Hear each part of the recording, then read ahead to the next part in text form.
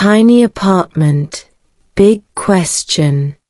Have you ever stared at the ceiling at 2 a.m. and quietly asked yourself a question you were almost afraid to answer?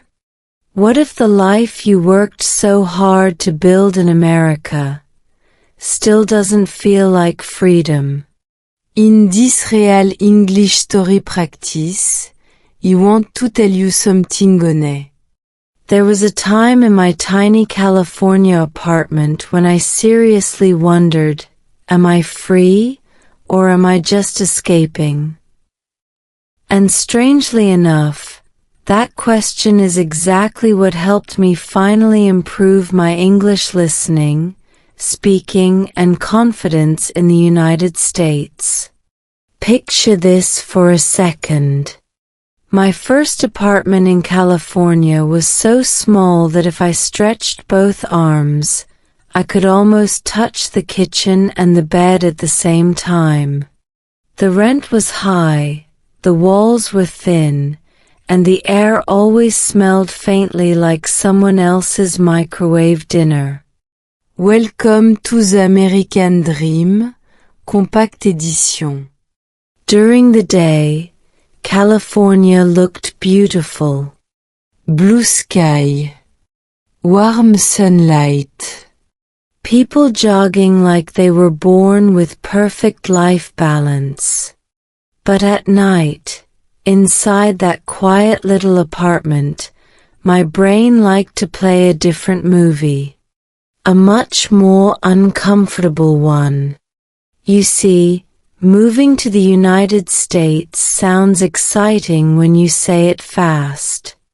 But living here, especially when your English is not strong yet, can quietly shake your confidence in ways nobody warns you about. Simple things become mental workouts. Ordering food? Stress. Answering the phone? Double stress. Small talk with neighbor? Congratulations, your brain just opened 47 tabs at once. And if you've ever felt your motivation to practice English slowly leaking away, you are not broken. Your brain is just being very, very human. Neuroscience actually explains this in a pretty funny way.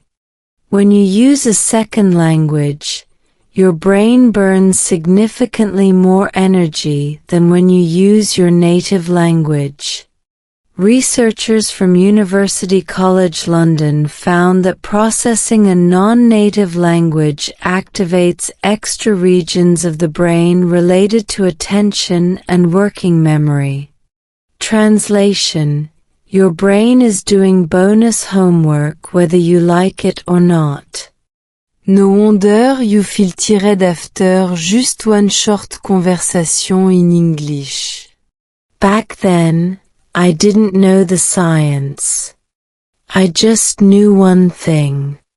Every evening, I sat on the edge of my small bed in that California apartment, opened another English listening practice video, and 5 minutes later, my motivation quietly walked out of the room without telling me.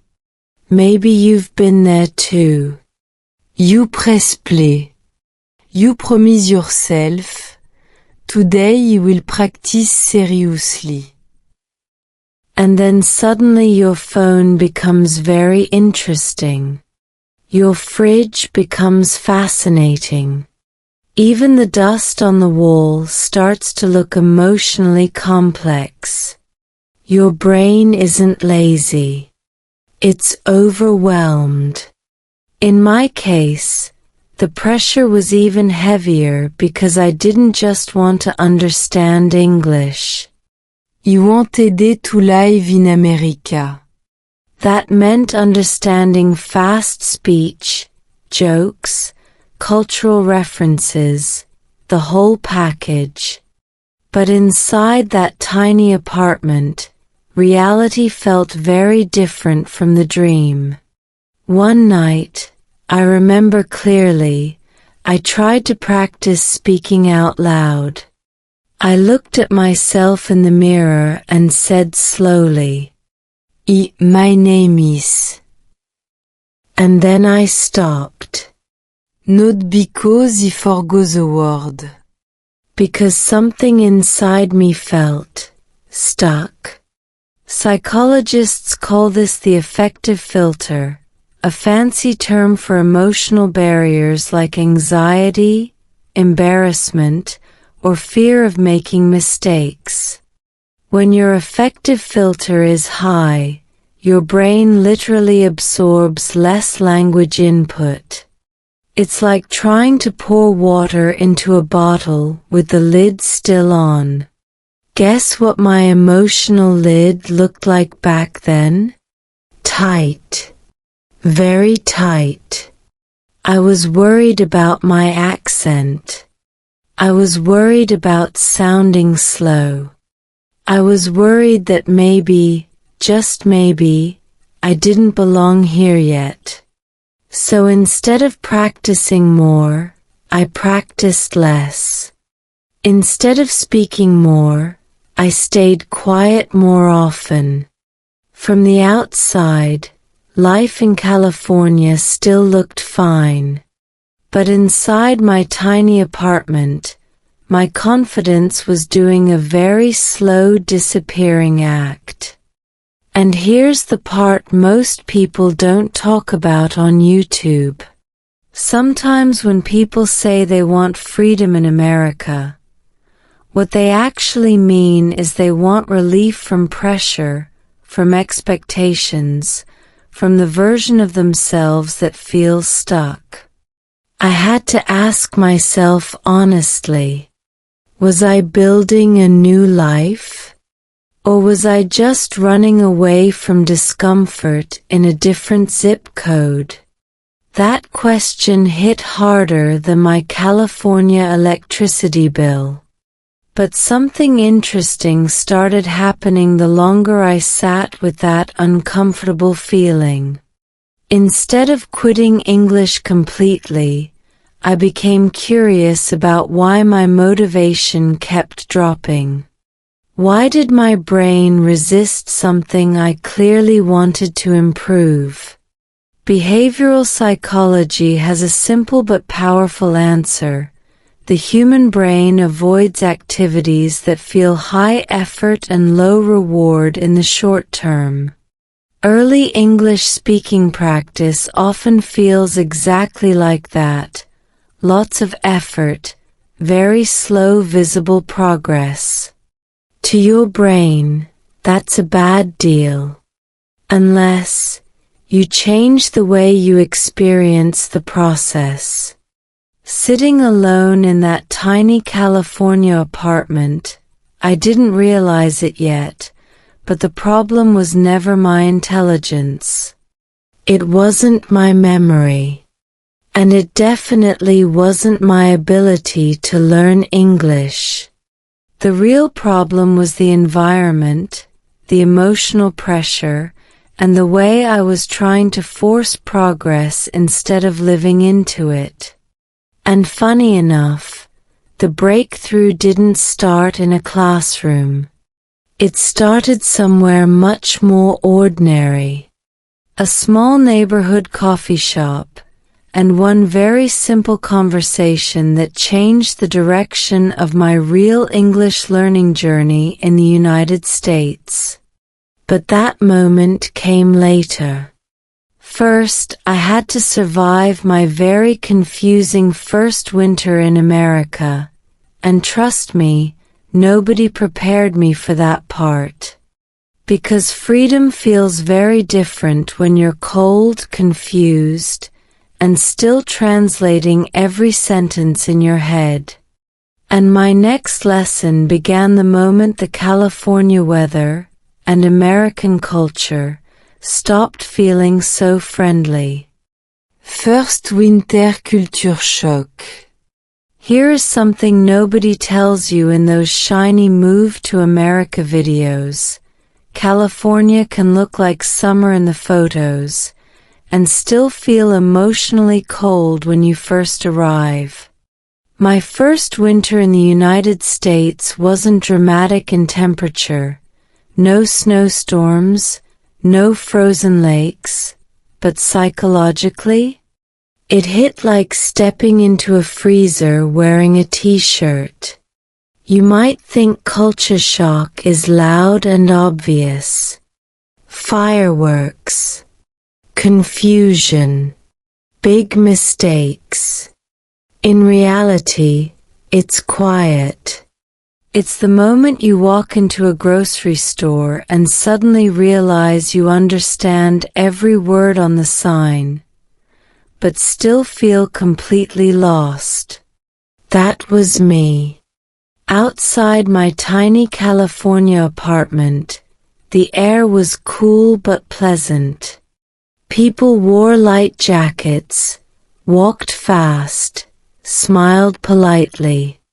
Everything looked normal. But inside my head, my brain was buffering like slow Wi-Fi.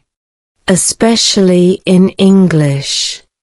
One morning, I walked into a neighborhood supermarket determined to practice real-life English.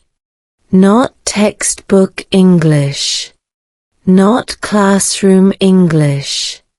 Real American English, the kind people actually use when they're half awake and holding coffee. Simple mission, reicht. Find milk. Paix. Leave. My brain treated it like the Olympics. When the cashier asked, "How's your day going?" my internal system completely froze. Not because I didn't know the words. I knew every single one. But my processing speed? That was still on airplane mode. So I did what many English learners secretly do.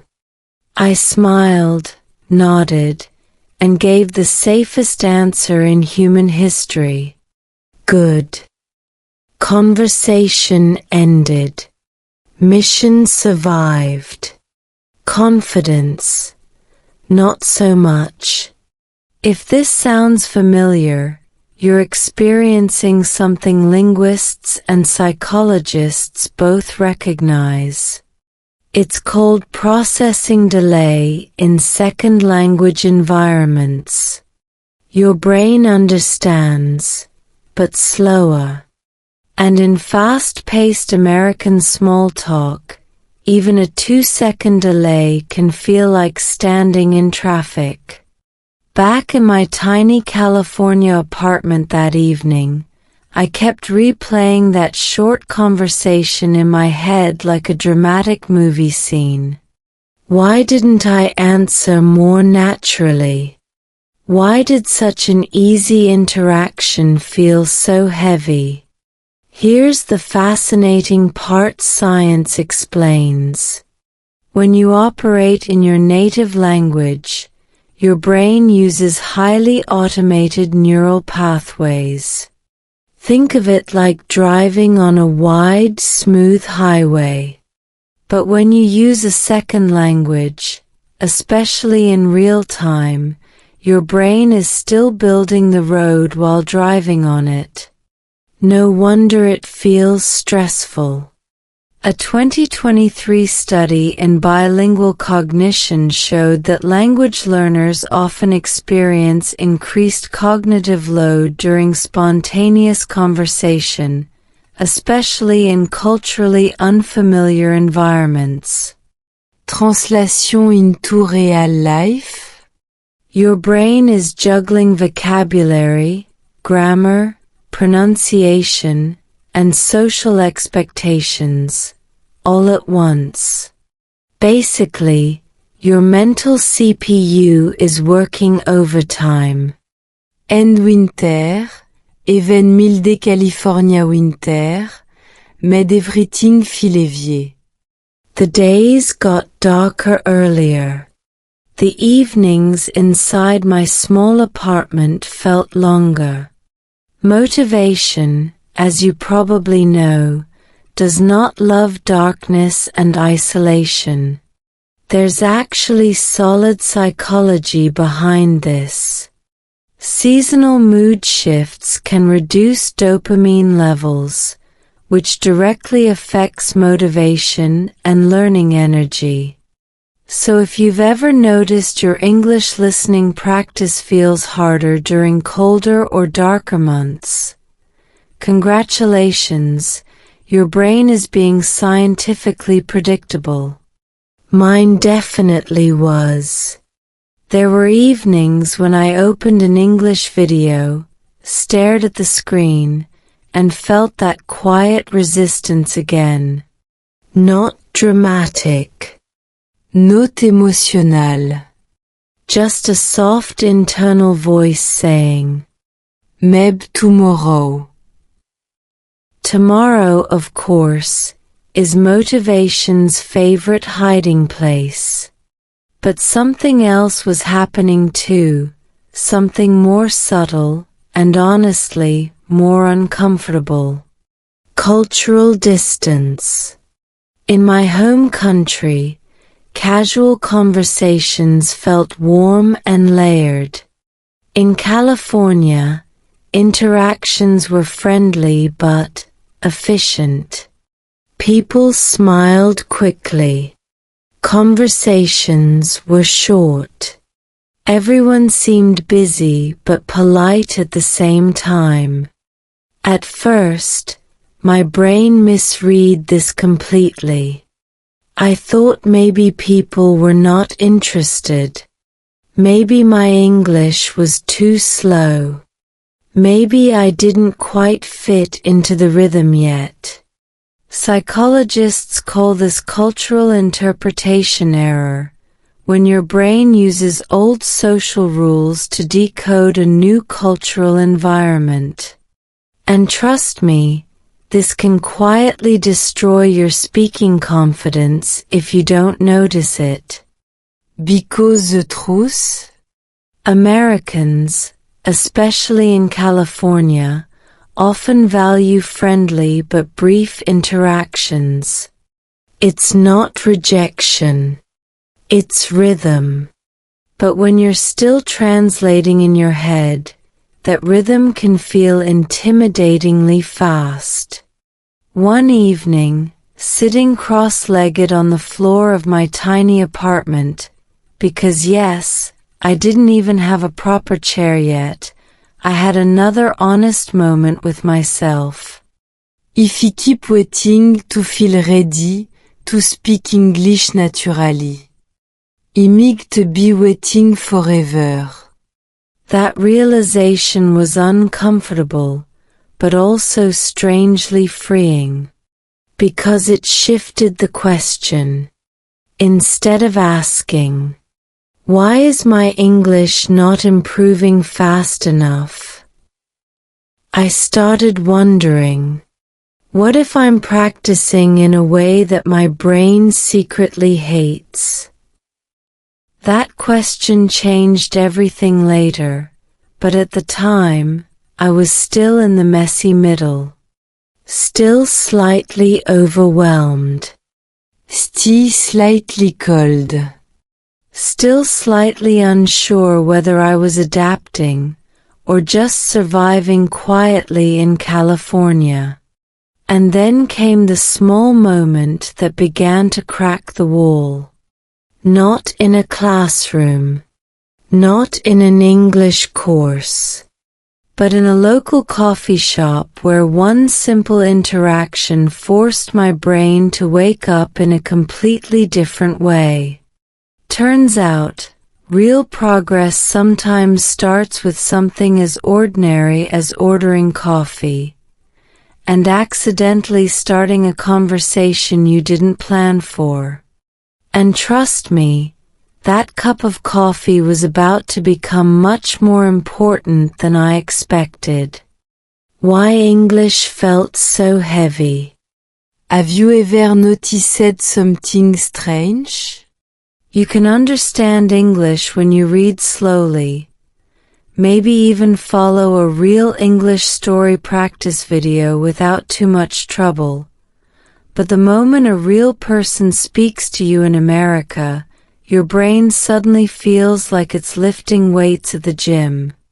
Welcome to the invisible workout nobody warned you about. Back in my tiny California apartment, I started paying close attention to this feeling. Not the dramatic moments, but the quiet resistance that showed up every time I tried to practice English listening and speaking seriously. It wasn't loud panic. It was heavier than that. It felt like my brain was dragging its feet across the floor. One evening, I ran a small experiment. Nothing scientific looking, just me, my phone, and honest curiosity. First, I watched a slow English learning video. Comfortable. Manageable. My brain stayed calm.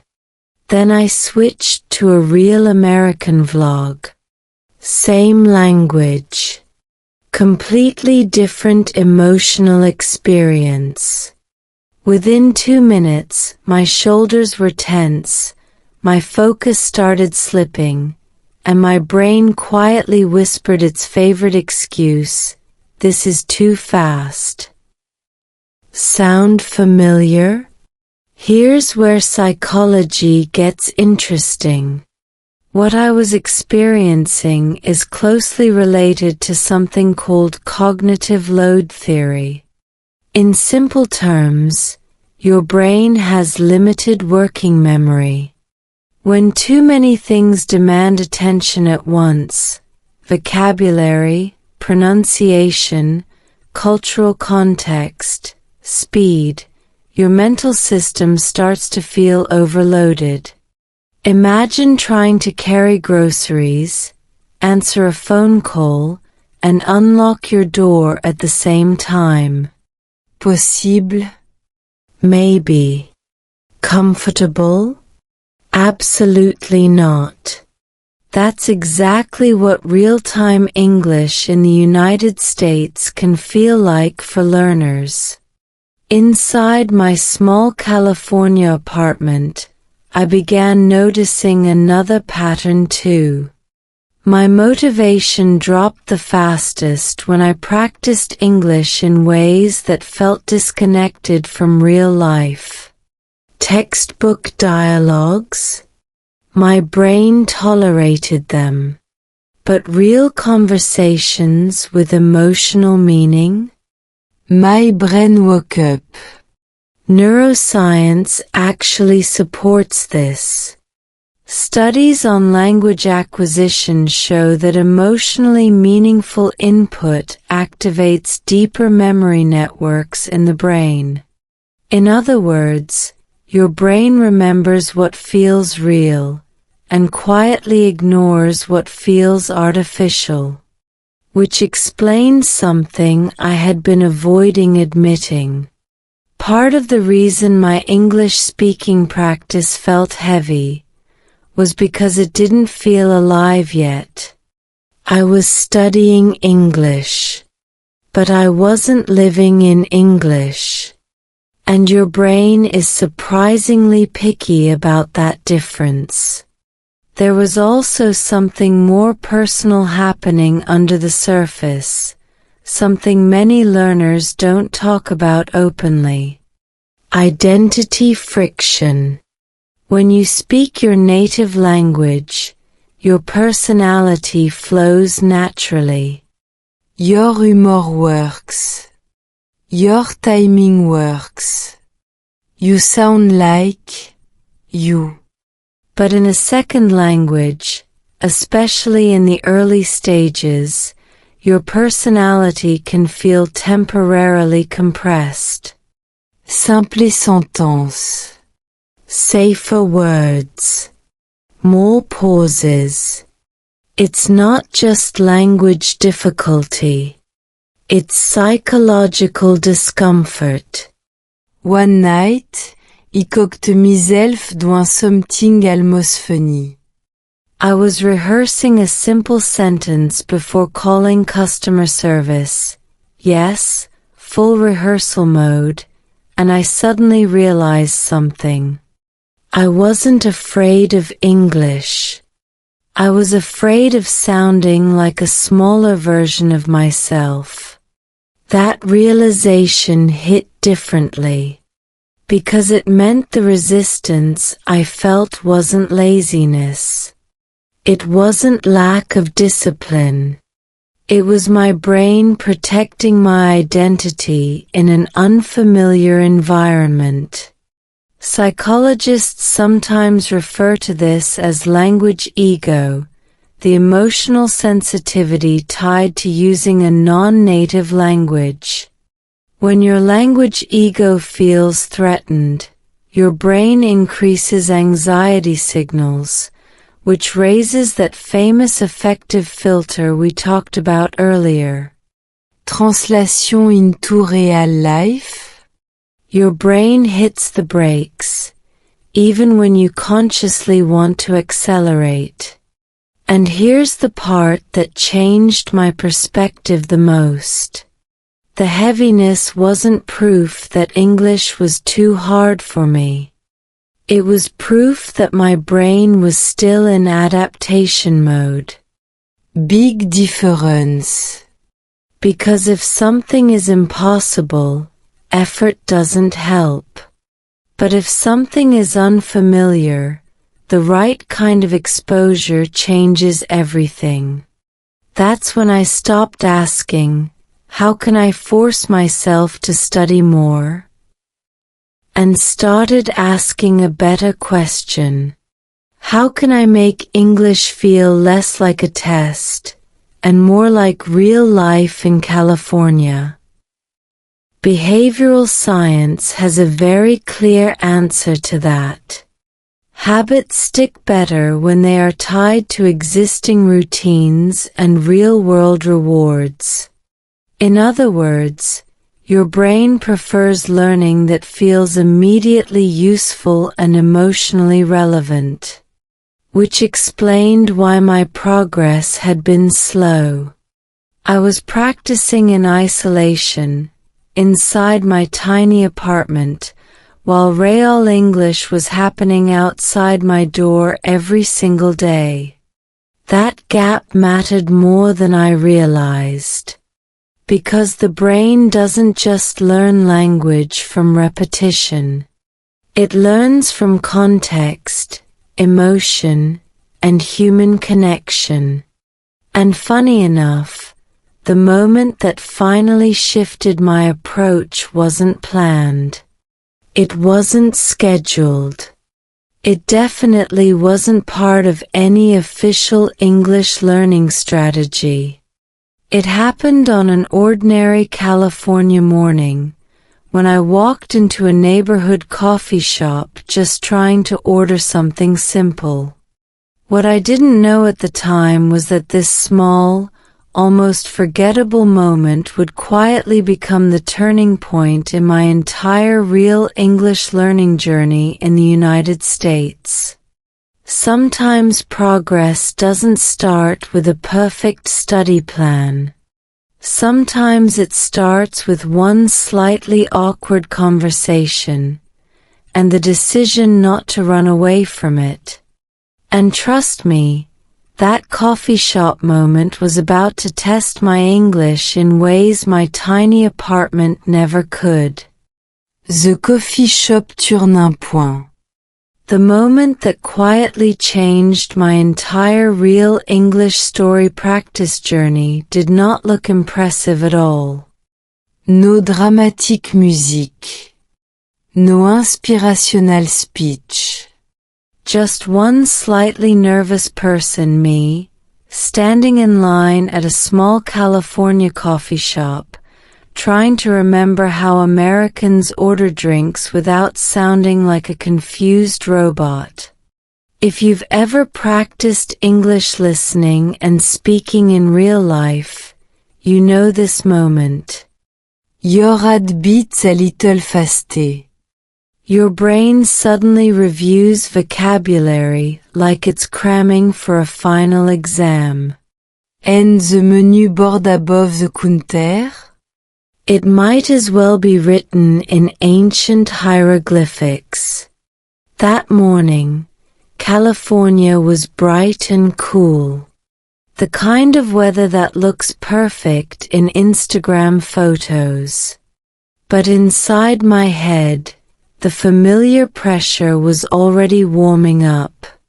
I told myself, today, just speak naturally. No overthinking.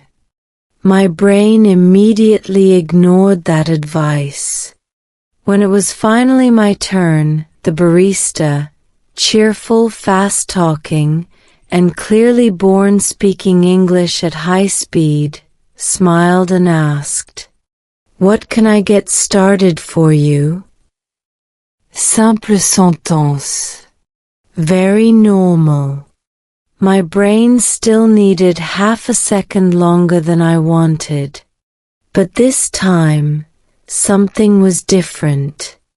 Instead of panicking, I remembered what I had been slowly realizing inside my tiny California apartment. My brain wasn't broken, it was overloaded.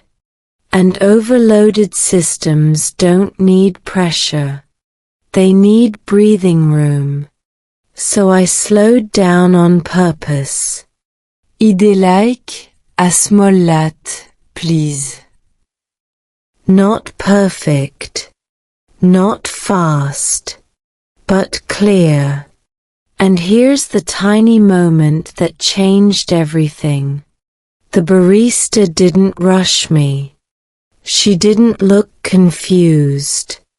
She didn't switch to that polite but impatient expression my anxious brain always imagined. She simply nodded and said, "You got it." That was it. No drama. No applause. Just normal human interaction. But inside my brain, something quietly unlocked.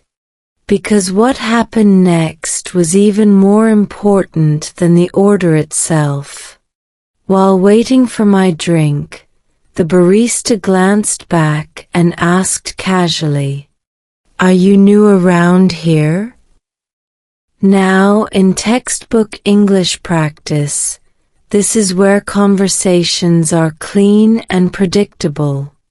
In real American coffee shops?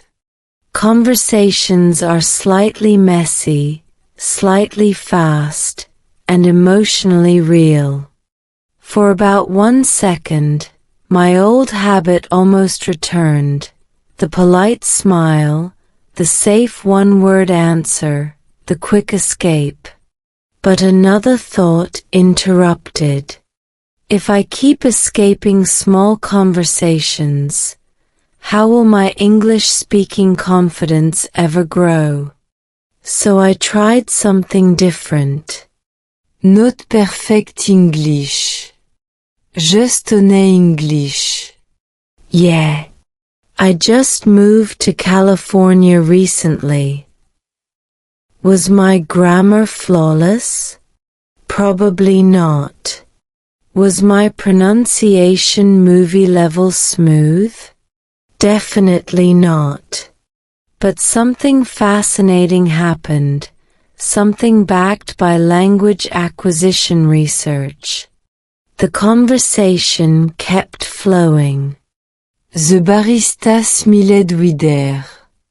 Nice. How are you liking it so far? And suddenly, I was no longer performing English. I was using English. That distinction matters more than most learners realize. When your brain shifts from performance mode to communication mode, cognitive pressure drops significantly. Studies in second language acquisition show that meaningful interaction reduces perceived difficulty and increases retention. Translation into real life.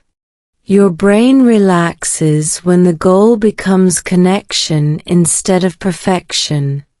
Standing there in that small California coffee shop, holding my not too hot latte, I felt the difference immediately. My sentences were still simple. My pace was still careful.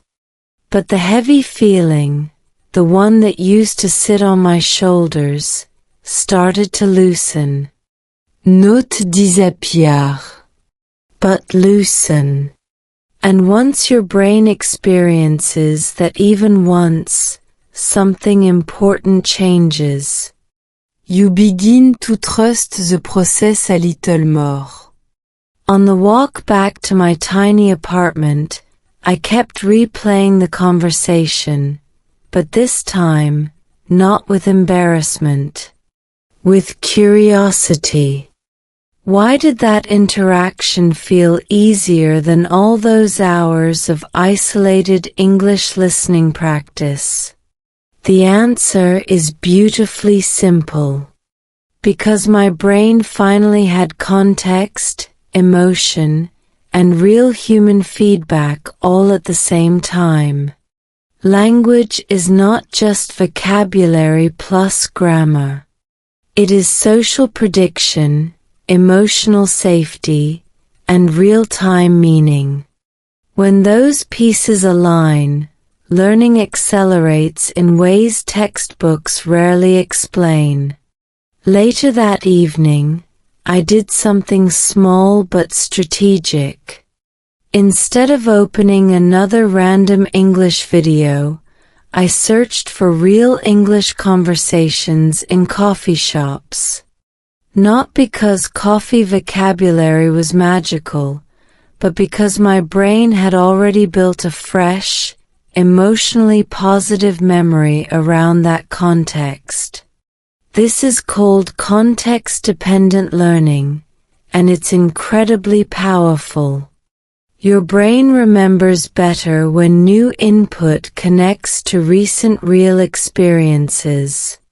And for the first time since arriving in the United States, my English learning routine started to feel less like pushing a heavy door, and more like nudging it open.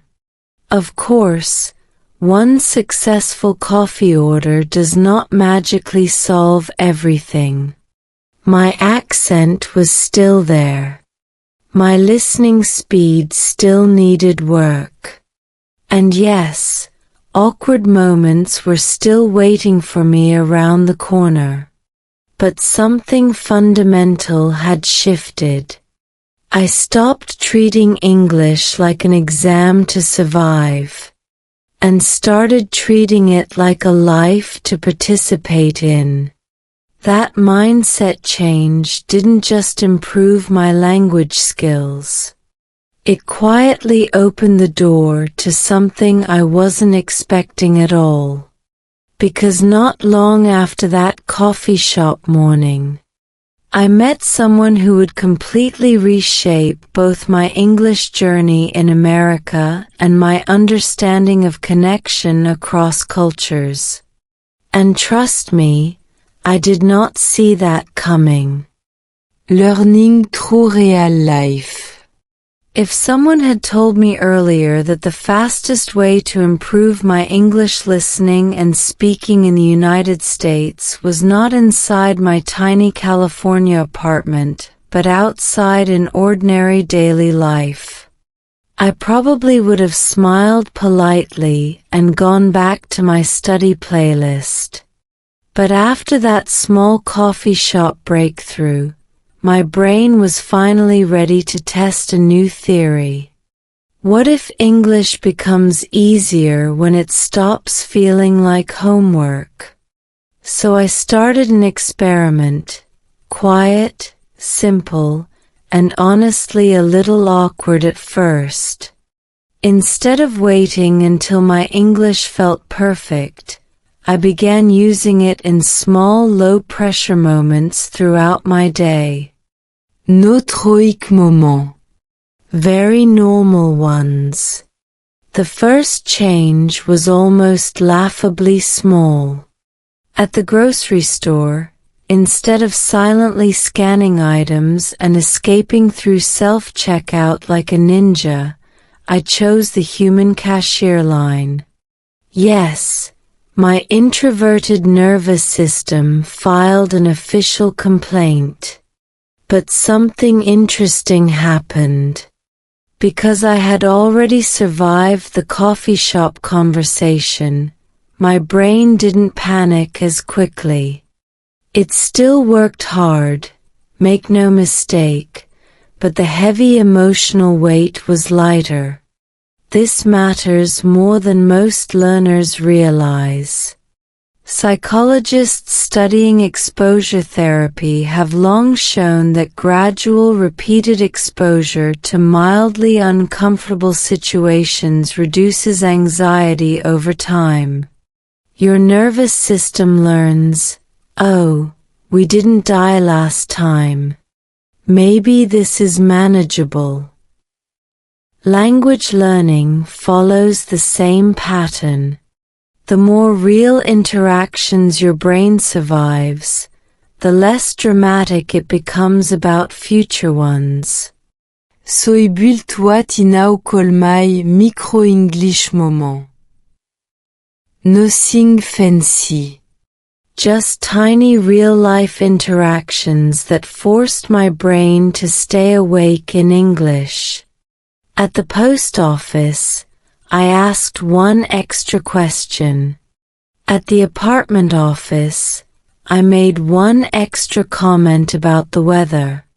At the local park, I practiced one short conversation instead of just smiling and walking past. Each interaction was small. But neurologically, my brain was rewiring in real time. Research in neuroplasticity shows that repeated meaningful language use strengthens neural pathways far more effectively than passive exposure alone. In simple terms, your brain learns faster when it has to do something, not just watch something.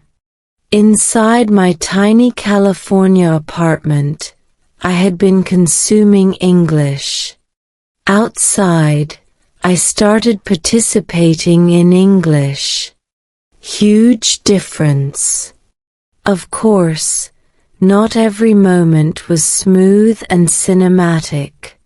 Some conversations still felt clumsy.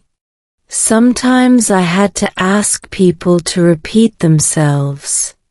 Once, I completely misunderstood a question about receipt or email, and confidently answered something that made absolutely no sense. But here's the surprising part. Nobody reacted the way my anxious brain used to predict. Most people were patient. Some were friendly. A few even slowed down their speech naturally, something sociolinguists note often happens in real conversations when native speakers detect a non-native listener. In other words, real life was kinder than my imagination. Back in the evenings, my English listening practice started to feel different too. Because now, when I heard common phrases in videos, "How's it going?" "You're all set." "Take care," my brain didn't treat them as abstract vocabulary anymore. They were memories.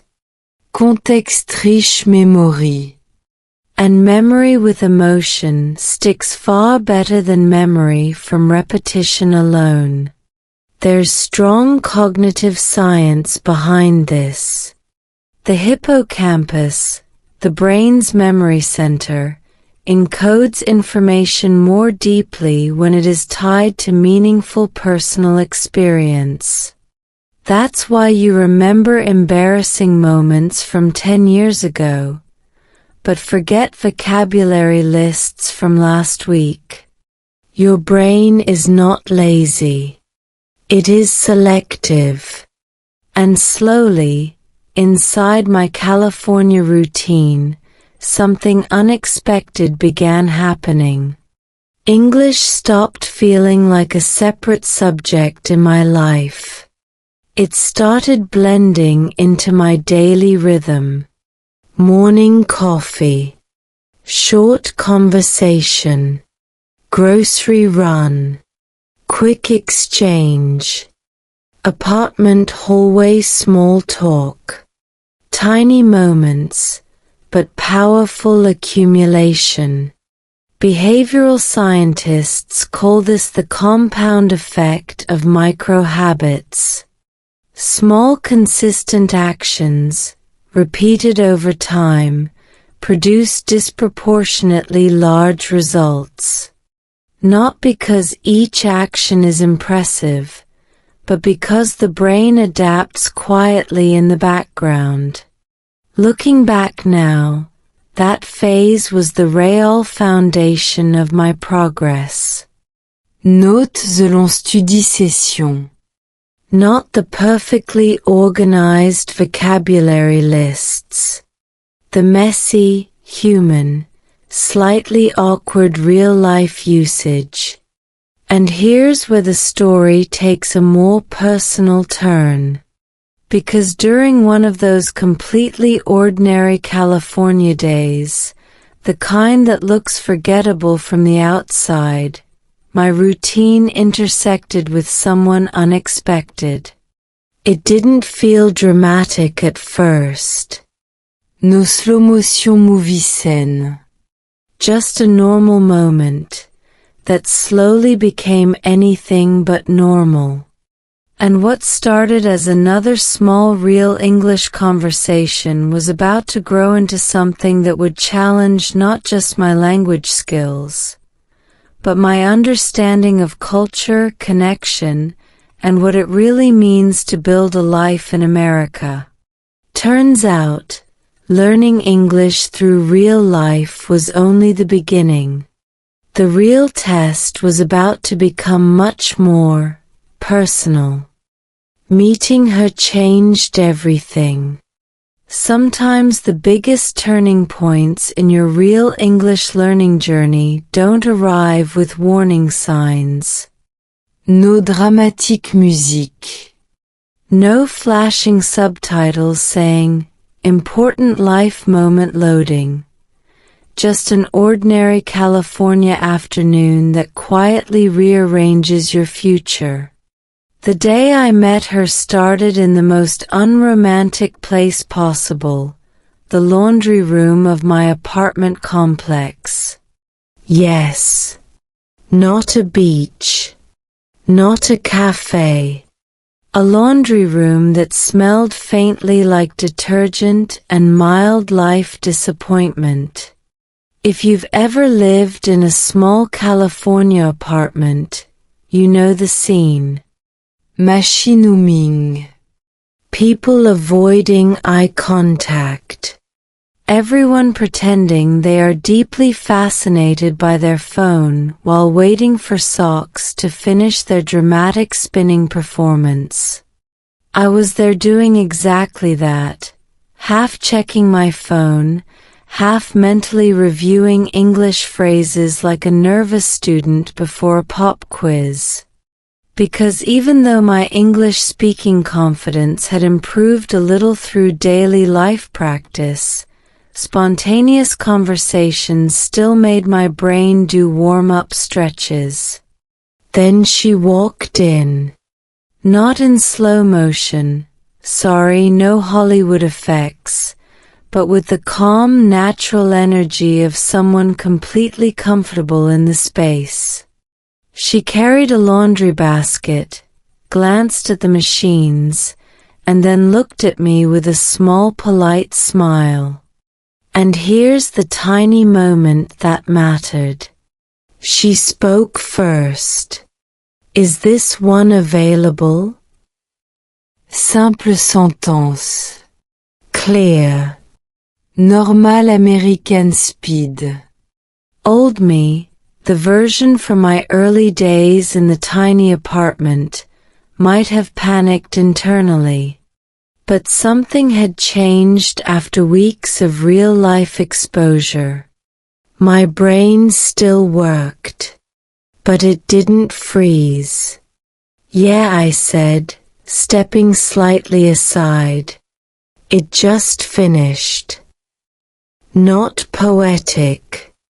Not impressive. But real. And real conversation, as you now know, is where the brain grows fastest. She thanked me, started loading her laundry, and for a few seconds the room returned to its usual quiet rhythm. That could have been the end of the story. But human connection rarely follows neat scripts. A minute later, she glanced over again and asked casually, "Are you from around here?" Now, if you've been following this real English story practice, you can probably guess what my brain did first. A quick internal system check. Vocabulary? Ready. Processing speed. Acceptable. Emotional panic level. Surprisingly low. So I answered honestly. No. I moved to California not too long ago. She smiled. Welcome. How are you liking it so far? And just like that, we were in a real conversation. Here's where something fascinating happened from a psychological perspective. Because the topic was personal, my experience in California, my brain accessed language more smoothly than during abstract practice. Research in applied linguistics shows that self-relevant topics reduce cognitive strain during second language production. Translation? Your brain speaks more easily when the topic is your real life. We talked for a few minutes. Nothing deep. Weather. California traffic. The universal struggle of apartment laundry timing. But inside my head, something important was happening. The English felt lighter. Not perfect, let's be honest, but more natural than before. And here's the part that caught me off guard. She didn't rush the conversation. She didn't switch to overly simplified speech. She just talked normally, occasionally adjusting her speed slightly, the way many native speakers unconsciously do during cross-cultural conversations. Sociolinguists actually have a name for this: accommodation theory. Native speakers often subtly modify speech patterns to improve mutual understanding. Your brain isn't alone in the conversation. The other person's brain is adapting too. That realization alone removed a surprising amount of pressure. Before leaving the laundry room, she said something simple that stuck with me.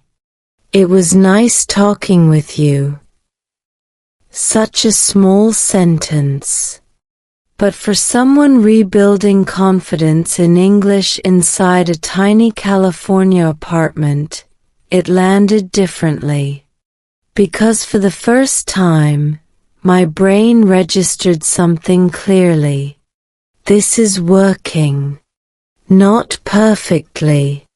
Not instantly. but genuinely working. Over the next few weeks, our paths crossed again, hallway greetings, short chats near the mailboxes, occasional conversations that grew a little longer each time. Nothing rushed. Nothing forced.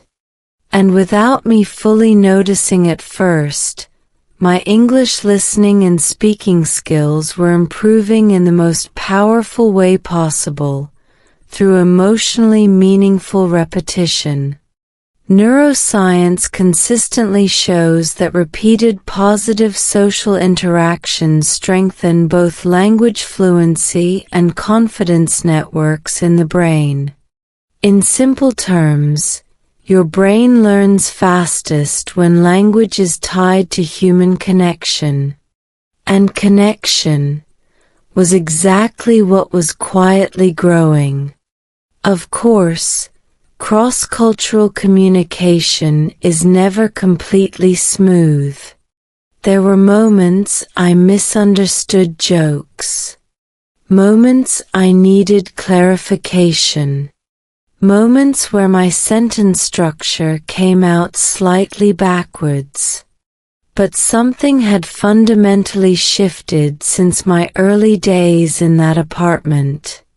I was no longer trying to sound perfect. I was trying to stay present. And that single mindset change accelerated my progress more than any grammar rule ever had. What I didn't realize yet was that this simple laundry room acquaintance was about to become a much bigger part of my American story, and bring with it a new set of cultural surprises, emotional challenges, and yes, some beautifully awkward English moments. Because once real feelings enter the picture, language learning stops being just an academic exercise. It becomes personal. Very personnel. And our next chapter was about to prove exactly how complicated and meaningful that could be. Family, culture, and misunderstandings. There is a special kind of stress that appears the moment a casual cross-cultural friendship starts moving towards something more serious. Not dramatic stress, the quiet, polite kind that smiles on the outside while your brain is doing advanced-level calculations on the inside. By the time she and I had been talking regularly for a few weeks, my English listening and speaking had improved in ways I could actually feel. Conversations flowed longer. My pauses were shorter. My brain no longer treated every sentence like a final exam. But just when you start feeling comfortable in America, culture likes to gently remind you that you are still learning. Our first real misunderstanding happened over something so small it would almost be funny, if my brain hadn't overanalyzed it for 3 full days afterward.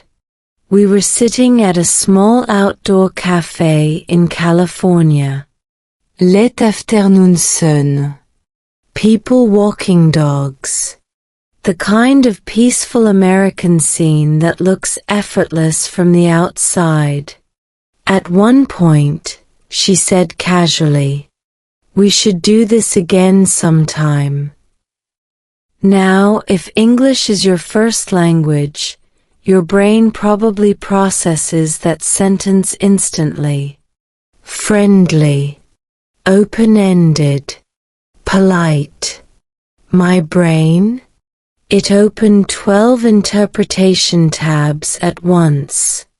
Did she mean a real plan? Was it just American politeness? Should I suggest a time immediately? Or was that socially too direct? Welcome to the hidden level of real English communication, cultural subtext. Linguists often talk about the difference between high context and low context communication styles. Many American conversations are considered relatively low context, meaning the words usually mean what they say. But politeness formulas still exist, and for second language learners, decoding them in real time can feel like solving a puzzle while riding a bicycle. Back in my tiny California apartment that night, I replayed the sentence again and again. We should do this again sometime. Perfectly clear English. Emotionally, slightly confusing. This is where many English learners experience something rarely discussed in textbooks: pragmatic fatigue. Not just understanding vocabulary, but interpreting intention, tone, and cultural rhythm all at once. Your brain isn't just translating words. It's reading social weather patterns. And that takes energy. The next time we met, I decided to test a new strategy, one supported by communication psychology but rarely taught directly in language courses. Clarify gently instead of guessing silently. During our conversation, when a similar open-ended phrase appeared, I smiled and said, "Do you mean like next weekend?" Simple, direct, polite, and something wonderful happened. She smiled and said, "Yeah, that could be fun." No awkwardness, no confusion, no cultural disaster, just clarity. That moment taught me a powerful lesson about real English conversation in the United States. Native speakers usually appreciate gentle clarification more than silent guessing. From a psychological standpoint, this makes perfect sense. Communication research consistently shows that mutual understanding improves when listeners actively check meaning, rather than relying on internal assumptions. Translation into everyday life? Your brain works less when you ask small questions early. Of course, cultural learning didn't stop there. As we spent more time together, I began noticing subtle differences in daily habits, family expectations, and communication styles.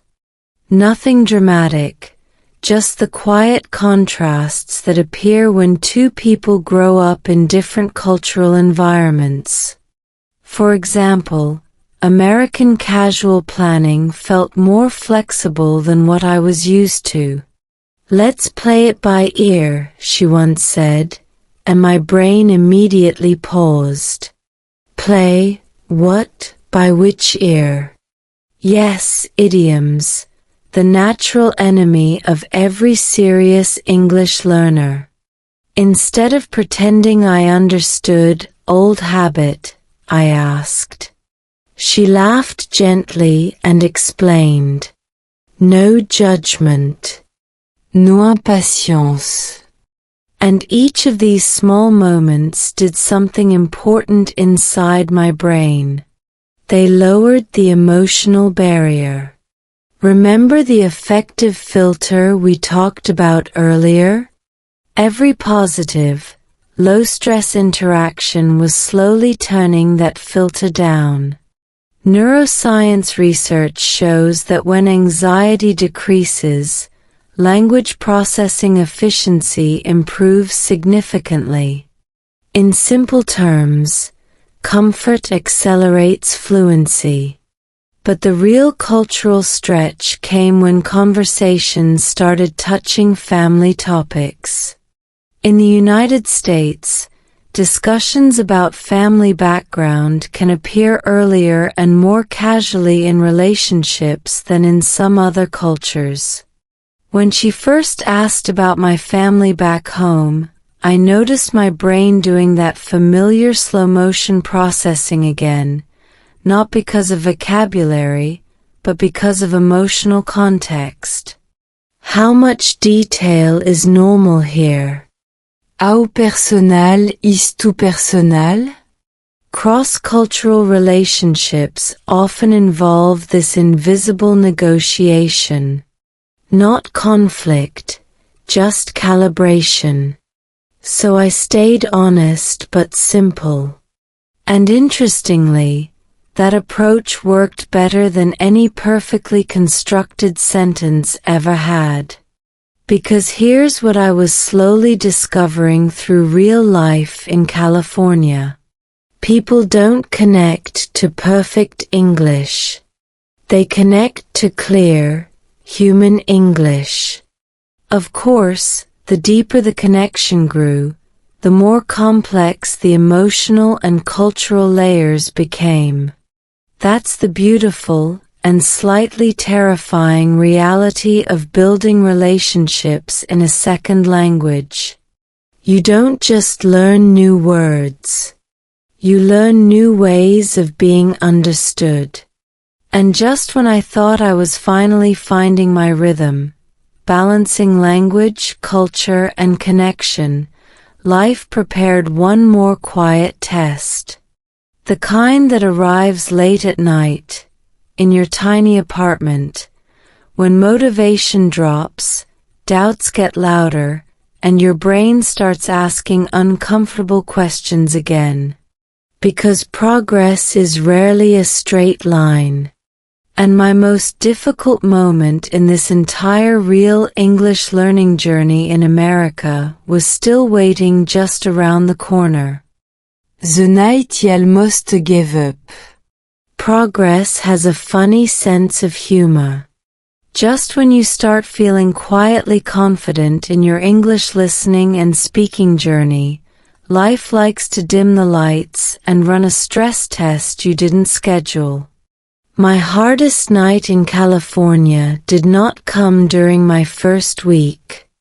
Not during my first awkward coffee order. Not even during my early cultural misunderstandings. It came later, after things were already improving. Which, psychologically speaking, is exactly when your brain is most vulnerable. Because early struggle feels expected. But mid-journey doubt? That one hits deeper. It was a cold, unusually quiet evening inside my tiny California apartment. The kind of night where the walls feel slightly closer than usual and your thoughts sound louder than they should. Earlier that day, I had experienced something small but discouraging. During a group conversation, faster, more layered than my usual one-on-one chats, I lost the thread halfway through. You know that moment. Everyone is laughing. The conversation moves quickly. And your brain is still processing sentence number 2 while the group has already reached sentence number 6. I smiled politely, nodded at the right moments, but internally, the old doubt returned. Hard. Back home that evening, I sat on the edge of my bed, the same spot where months earlier my motivation used to quietly disappear, and felt that heavy question creeping back. What if my English is still not good enough? If you've ever studied a second language seriously, you've probably met this moment too. Not dramatic failure. Not obvious struggle. Just a quiet drop in confidence that feels surprisingly personal. Cognitive psychologists call this the intermediate plateau effect, the stage where progress becomes less visible, even though your brain is still improving underneath the surface. Translation into real life? You are getting better, but it doesn't always feel like it. And feelings, as your nervous system loves to remind you, can be very convincing.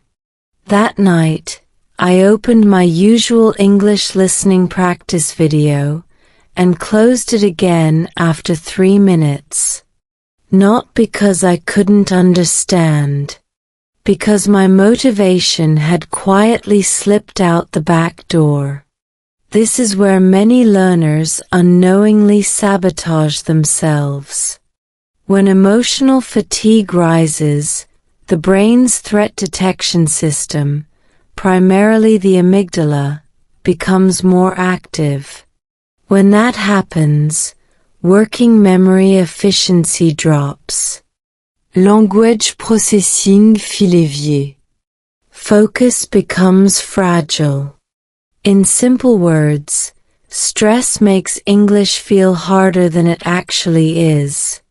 Sitting there in the soft California darkness, I could feel that exact pattern happening in real time. My brain was tired. My confidence was wobbling. And the old temptation whispered something dangerously reasonable. Mais t'es qu'à l'ombrec. Now, rest is healthy. Strategic pauses are smart. But there's a subtle difference between recovery and avoidance, and your brain is very good at disguising one as the other. So instead of forcing myself to study, which behavioral science shows often backfires during high emotional load, I did something different. I replayed evidence. Not motivational quotes. Réelle évidence. I thought about the coffee shop conversation that once felt impossible. I remembered the laundry room chat that had flowed more naturally than expected. I recalled the recent moments when I had followed fast English better than my past self ever could. This technique is actually supported by cognitive behavioral research. When self-doubt rises, consciously recalling recent successes helps recalibrate your brain's threat perception. Your nervous system needs reminders that progress is real. And slowly, not instantly, the emotional pressure in my chest started to ease. But the real turning point that night came from a much simpler realization. I wasn't struggling because English was defeating me. I was struggling because I was growing. There is a measurable neurological reason for this. During skill acquisition, the brain often enters periods of temporary performance instability while neural pathways reorganize. In other words, improvement is not always smooth on the surface, especially in complex skills like real-time language use. Your brain upgrades in the background, and sometimes the user experience gets glitchy. Once I understood that, something inside me relaxed. Not because the journey was suddenly easy, but because the difficulty finally made sense. Instead of closing my English completely that night, I chose a softer approach. No intense study. No heavy focus drill. Just 10 minutes of slow, clear, real English listening, the kind that felt manageable, not overwhelming. And that small decision mattered more than I realized at the time. Because consistency during low motivation periods is what separates temporary frustration from long-term progress. Behavioral science calls this the minimum viable habit, doing the smallest version of the behavior that keeps the identity alive. That night, I didn't become fluent. I didn't have a breakthrough conversation. But I did something more important. I didn't quit. And sometimes, in the middle of a long journey in America, not quitting is the quiet win your future self will thank you for. What I didn't know yet was that this low point was actually the last major emotional dip before things began accelerating again, not through heroic effort, but through something far more powerful. Small habits. Repeated consistently. The kind that look almost boring, until one day your English sounds completely different. And that shift was closer than I thought. Small habits, big progress. If progress in real English listening and speaking came only from big bursts of motivation, most of us would be fluent for exactly 3 days, and then mysteriously forget everything by the following Tuesday. But here's the quiet truth my tiny California apartment eventually taught me: your brain doesn't change from heroic effort. It changes from small repeated signals that say, "This matters now." After the night I almost gave up, I stopped chasing dramatic improvement. No more marathon study session fueled by temporary inspiration.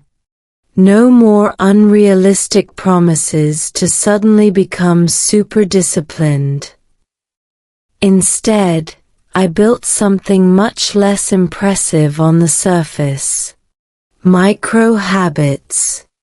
And before your brain rolls its eyes, yes, I was skeptical too, let's talk about why this works scientifically, not just motivationally. Neuroscience research on habit formation shows that the brain strengthens behaviors through consistency and reward prediction, not intensity. When an action repeats in a stable context, the basal ganglia gradually automate the pattern. Translation into real life. Your brain loves boring consistency more than occasional brilliance. So I designed my English learning routine in the United States to be almost too easy to fail. Every morning, before checking messages, I listen to 5 minutes of slow real English audio. Not 20 minutes. Not 1 hour. Just 5. Why 5? Because behavioral psychology shows that lowering the activation energy, the effort required to start, dramatically increases habit adherence. My goal was not to impress my future self. My goal was to remove excuses from my present self. And something interesting happened within the first 2 weeks. Because the sessions were short and predictable, my brain stopped resisting them. No internal negotiation. No dramatic procrastination speech. Just play. Then came the second micro habit. During daily life, coffee shops, grocery lines, apartment hallways, I committed to 1 small spoken interaction per day. Note long conversation. Not perfect sentences. 1 real sentence. That's it. This approach aligns strongly with what language acquisition researchers call distributed practice with real-world retrieval. Instead of cramming language in isolation, you space exposure and force gentle recall in authentic environments. Your brain, once again, prefers this. Inside my California routine, these tiny repetitions began stacking quietly in the background. At first, the change was subtle, the kind you only notice if you pay very close attention. My listening lag shortened. My response time improved. The heavy mental translation step started fading in simple conversation. None of it felt dramatic in the moment. But neuroplasticity rarely announces itself with fireworks. It rewires quietly. About a month into this new system, I experienced one of those small but deeply satisfying moments every language learner remembers. I was at the same neighborhood coffee shop, yes, the now famous training ground, when the barista asked a slightly longer question than usual. Old me would have needed a second pass. This time? My brain processed it in real time. And my answer came out, naturally. Not perfect, but fluid.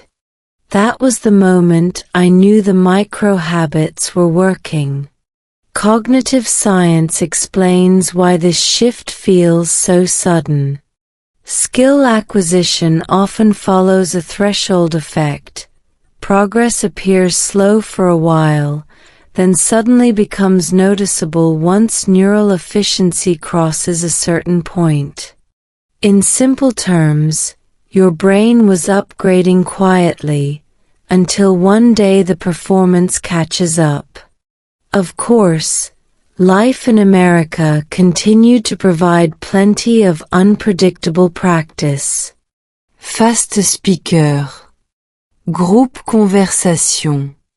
Occasional slang that still made my brain pause dramatically. But something fundamental had changed since my early days in that tiny apartment. I no longer panicked when I missed something. I stayed in the conversation. And psychologically, that is huge. Because communication research consistently shows that confidence in repair strategies, asking for repetition, clarifying meaning, predicts long-term fluency more strongly than raw vocabulary size. In other words, fluent speakers are not people who understand everything. They are people who recover smoothly when they don't. Around this time, my relationship with her was also deepening in a very natural California-paced way. More shared routines. Longer conversations. Occasional moments where my brain surprised me by keeping up without that old heavy feeling. And interestingly, emotional comfort was accelerating linguistic comfort. Neuroscientists have observed that positive social bonding reduces cortisol levels, which in turn improves working memory efficiency, the exact system heavily involved in second language processing. Translation? Feeling safe with someone can literally help your English flow better. Looking back now, that phase was the quiet turning point. No dramatic breakthrough. No viral, I became fluent in 30 days moment. Just small habit. Repeated daily. Stacking quietly inside my very ordinary American life. And then, almost without noticing when it happened, my world in California started to feel stable. Not perfect, but grounded. Which is exactly when the next chapter of this journey began, one involving bigger commitments, deeper conversations, and a new question I hadn't expected to face so soon. Because learning English in America was no longer just about survival. It was becoming part of building a real future here. And that changes everything. Marriage, stability, and growth. If someone had shown me a snapshot of my life a year after moving into that tiny California apartment, I probably would have stared at it in disbelief. Not because everything had become perfect, let's stay realistic, but because something much more important had quietly happened. Life had stabilized. And stability, as it turns out, is one of the most underrated accelerators of English listening and speaking progress in the United States. By this point in my journey, my relationship with her had grown naturally from casual conversations into something deeper, warmer, and far more meaningful than either of us had planned in that apartment laundry room. Nos dramatiques movie moments. Just consist time together. Shared routine.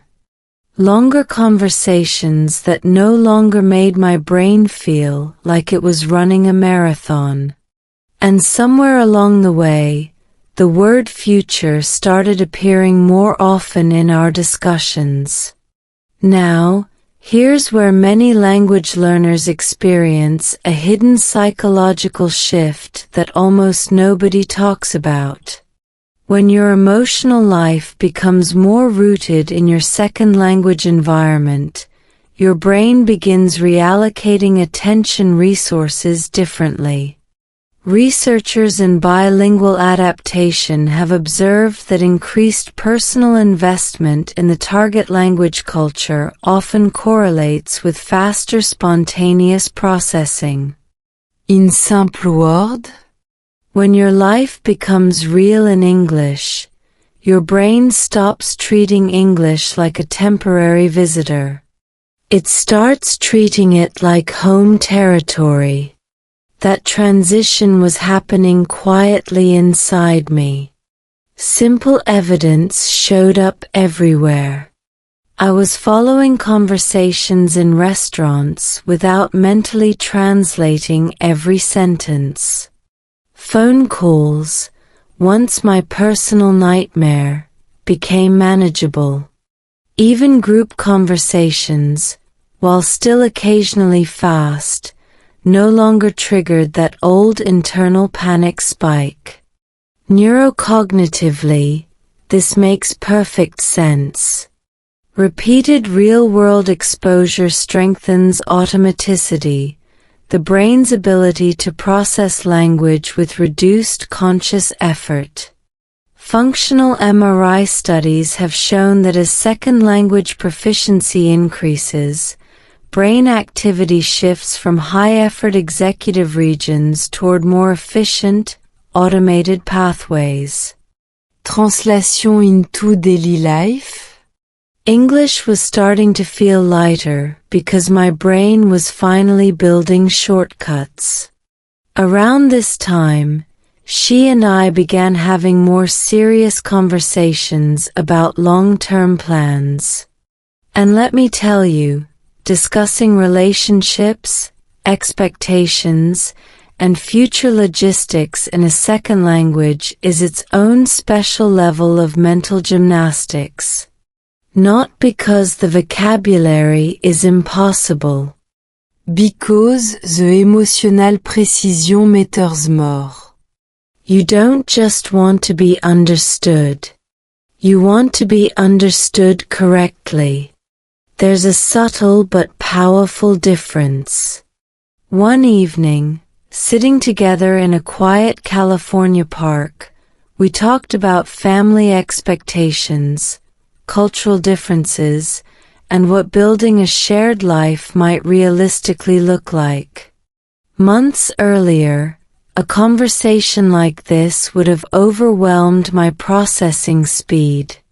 This time, I was slower than a native speaker, sure, but I was present. Fully présent.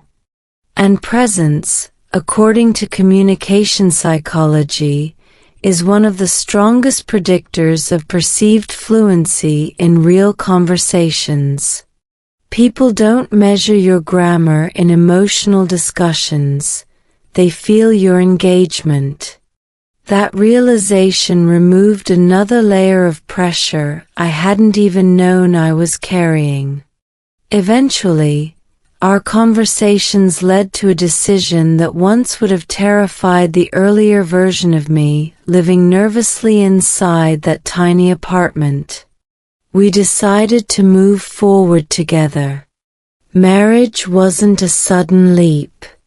It was the natural next step in a relationship that had grown through hundreds of small, ordinary English conversations, the very same kind that had once felt so heavy to me.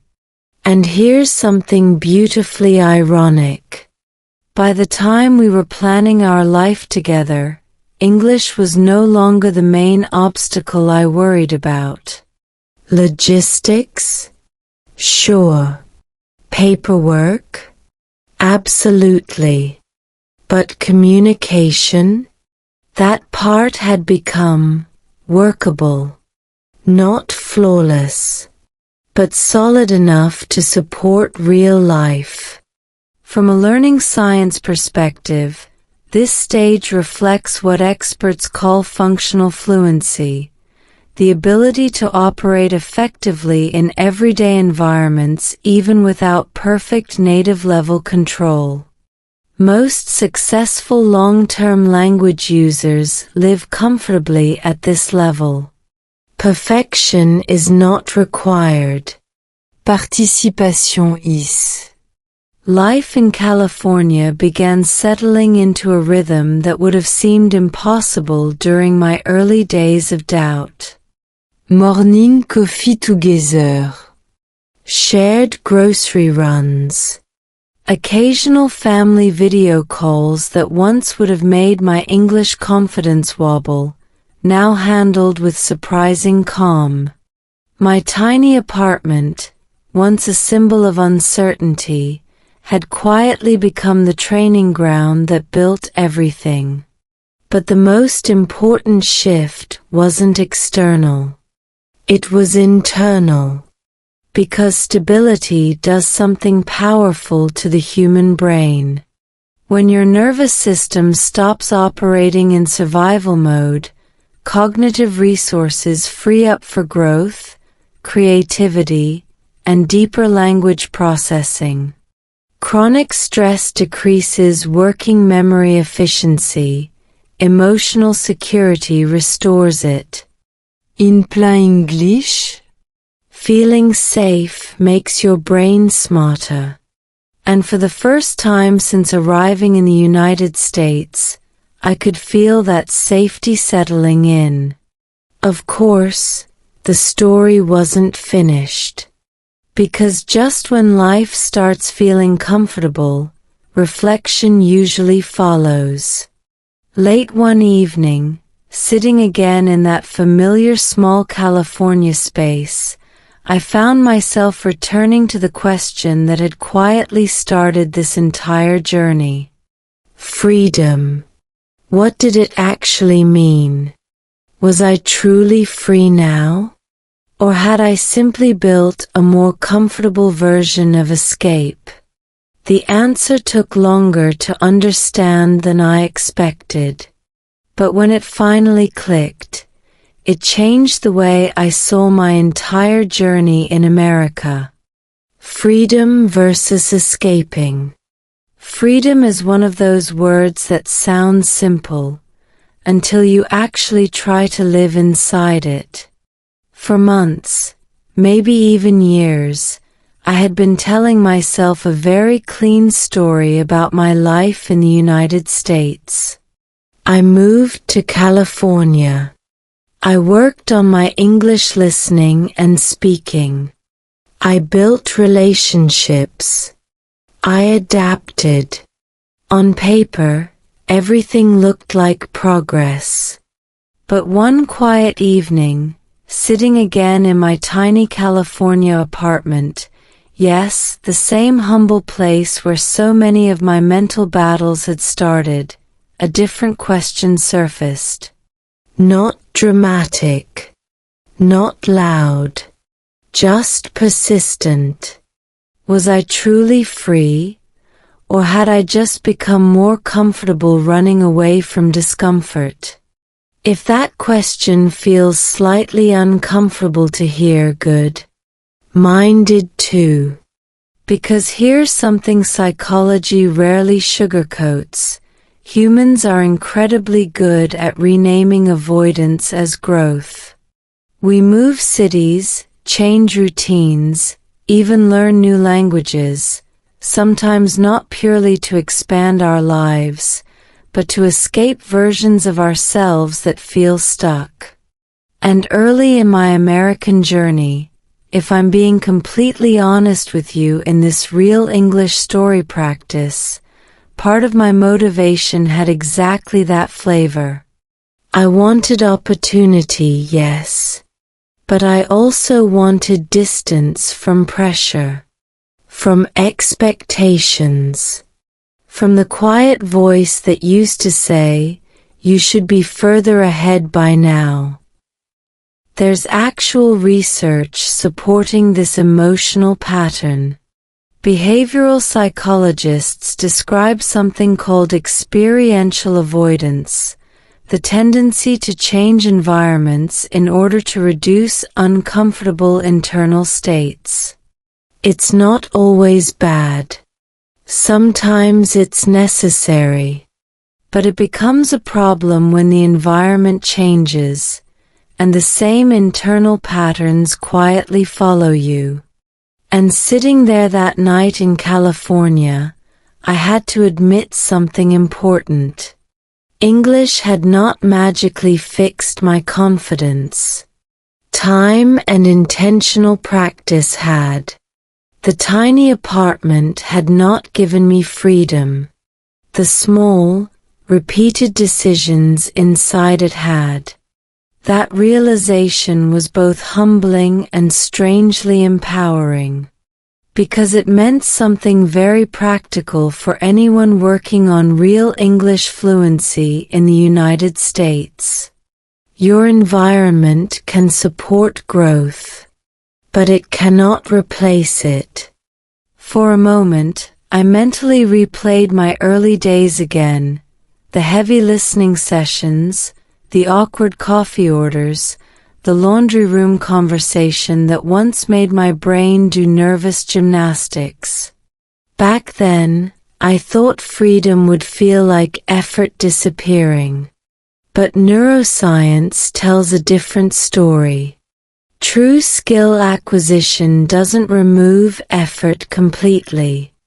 Instead, it shifts effort from conscious strain to automated processing.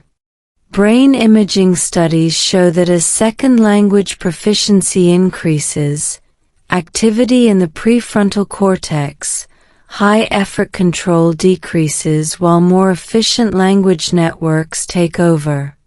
Translation? Fluency feels lighter, not because the brain stops working, but because it works smarter. And that was exactly what had happened over the past year. English didn't become magically easy. It became integrated, part of daily life, part of relationships, part of how I navigated the world in California, which led me to a quieter, more honest definition of freedom. Freedom wasn't the absence of difficulty. It was the ability to stay present even when things felt imperfect. Earlier in my journey, every small mistake in English felt emotionally loud. Every missed word felt like evidence that I was still behind. Now, mistakes still happened, of course they did, but they no longer shook my identity. Communication researchers often note that advanced language users develop what's called error-tolerant stability, the ability to maintain conversational flow despite imperfections. This psychological shift is often more important than vocabulary size in real-world fluency. In everyday terms, you stop needing to sound perfect in order to keep talking. And that, surprisingly, feels a lot like freedom. My relationship, my routines, even my once intimidating English listening practice sessions had all quietly benefited from this shift. Because when your nervous system stops treating every interaction like a performance review, your cognitive bandwidth expands dramatically. You listen better. You respond faster. You stay engaged longer. All because the internal pressure dial finally turns down. That night in the tiny apartment, I realized something I wish someone had told me much earlier in my journey to learn English in America. You don't become free the moment your English becomes perfect. You become free the moment you stop needing it to be. And strangely enough, that mindset is exactly what allows real progress to accelerate. Because the brain learns fastest in states of relaxed attention, focused, but not tense, challenged, but not threatened. Looking back, the apartment that once felt small had actually given me something enormous. Space to struggle. Space to adapt. Space to grow at human speed instead of imaginary internet speed.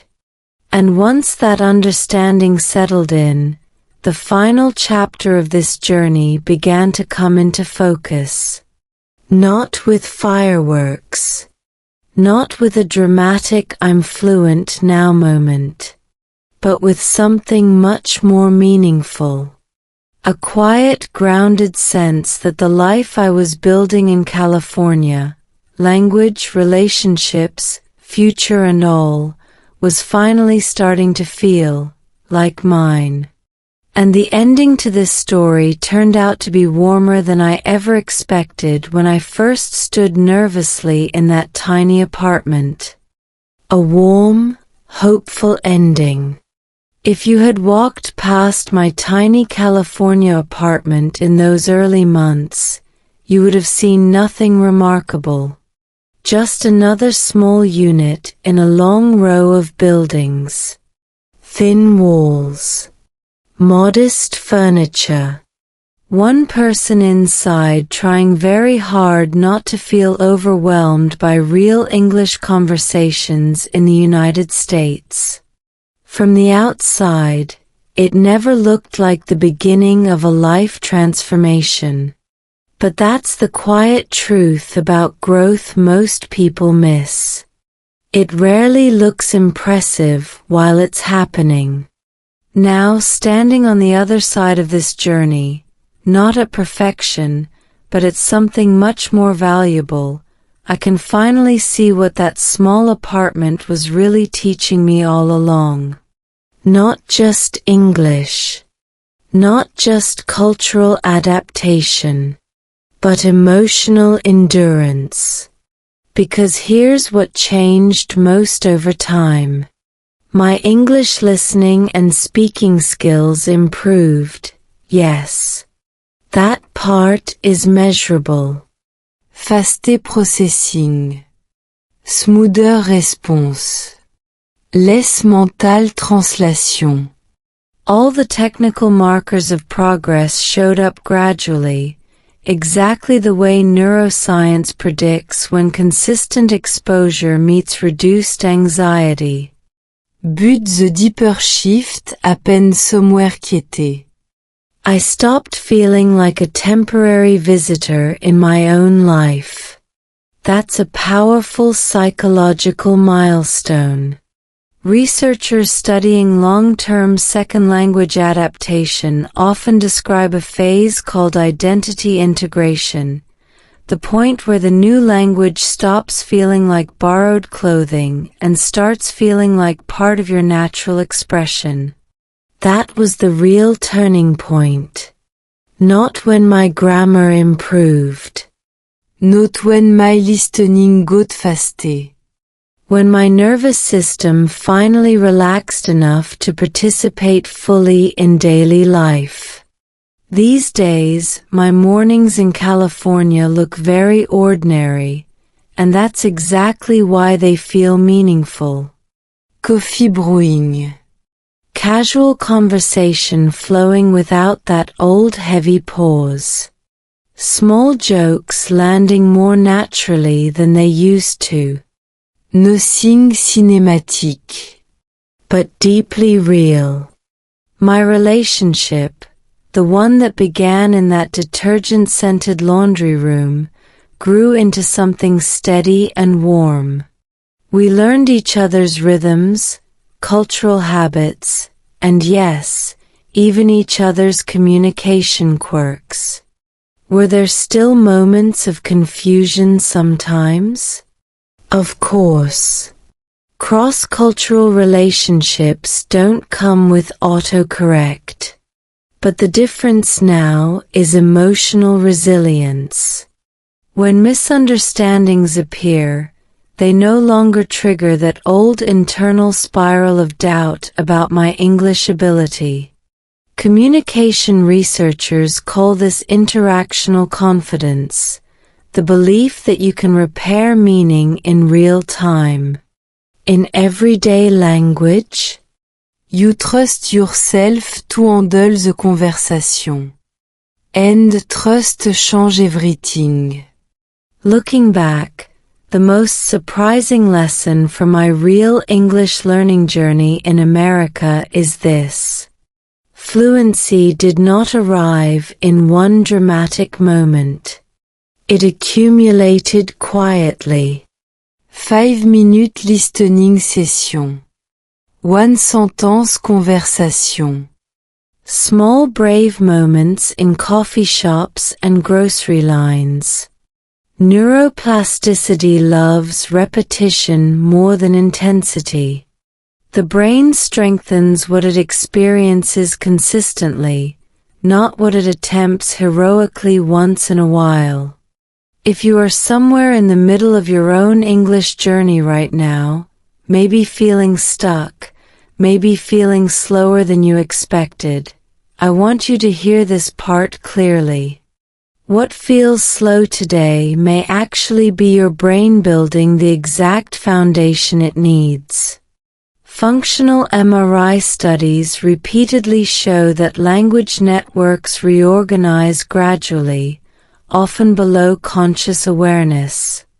Progress can be neurologically real long before it becomes emotionally obvious.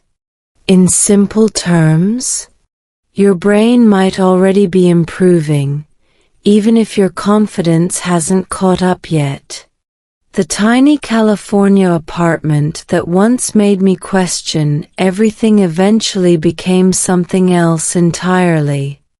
A training ground. A key laboratory of small habits. A place where awkward sentences slowly turned into real conversations. And maybe the most important realization of all came from that question that started this whole story. Are you free or escaping? Today, my answer feels calmer.